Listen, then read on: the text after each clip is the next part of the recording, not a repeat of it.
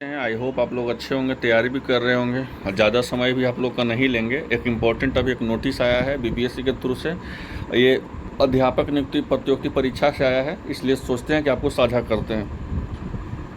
ये नोटिस में महत्वपूर्ण जो बातें हैं वो हम आपको कम समय में जानते हैं कि हम कम समय में ही आपको सब कुछ बता देते हैं, ज़्यादा हम समय नहीं लेते हैं।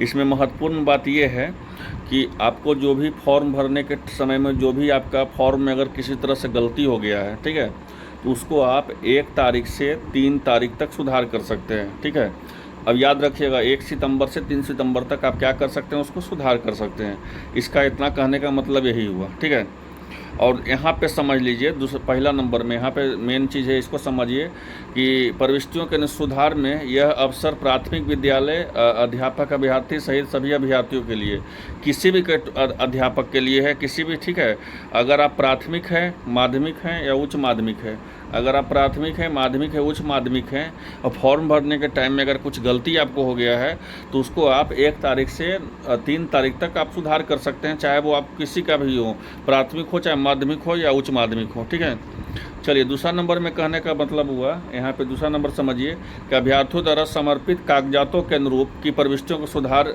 करना है।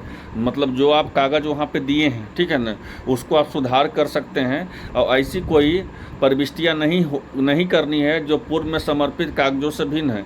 मतलब कुछ कागज़ अगर आप वहाँ पे उस समय बाय द वे आप जनरल कैटेगरी से बिलोंग करते हैं, ठीक है, और अभी सोच रहे हैं कि आप ईडब्ल्यूएस के कागज़ दे देंगे, अब फॉर्म तो आपका जनरल से भरा हुआ है, तो उसको इनवैलिड माना जाएगा। कहने का मतलब यही हुआ। ठीक है, मतलब जो कागज़ उस समय दिया गया है उस कागज़ में अगर थोड़ा सा कहीं से प्रॉब्लम हो गया है, कुछ गलती हो गया है, उसको सुधार का मौका है, या ना कि नया कोई कागज़ उसमें लगाने का।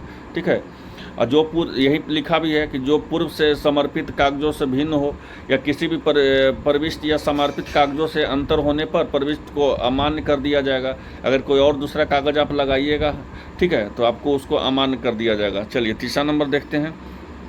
तीसरा नंबर कहने का मतलब हुआ कि आवेदन के साथ, ठीक है, जिस समय आप आवेदन किए तो उसमें जो भी समर्पित कागजों में कोई परिवर्तन करने का अवसर श्रेय दे नहीं है। वही है जो हम अभी बताएं आपको कि अगर आप जनरल कैटेगरी से हैं, अगर आप सोच रहे हैं कि हम अभी ईडब्ल्यूएस बना के उसमें डाल दें, लेकिन आप फॉर्म भरें जनरल से, तो आपको उसको इनवैलिड माना जाएगा, तो उसको नहीं देना है। ठीक है, लेकिन यहाँ पर एक बात ध्यान रखना है, ठीक है, कि यहाँ पर समझिएगा, मात्र अपेयरिंग अभ्यर्थियों के पास पर शैक्षणिक योग्यता संबंधित प्रमाण पत्र यदि उपलब्ध हो तो अपलोड कर सकते हैं। अगर अपेयरिंग स्टूडेंट हैं, अगर उनके पास कुछ प्रशंसनिक मतलब कुछ अगर उनके पास अगर योग्यता संबंधी कुछ प्रमाण पत्र है तो उसको आप अपलोड कर सकते हैं।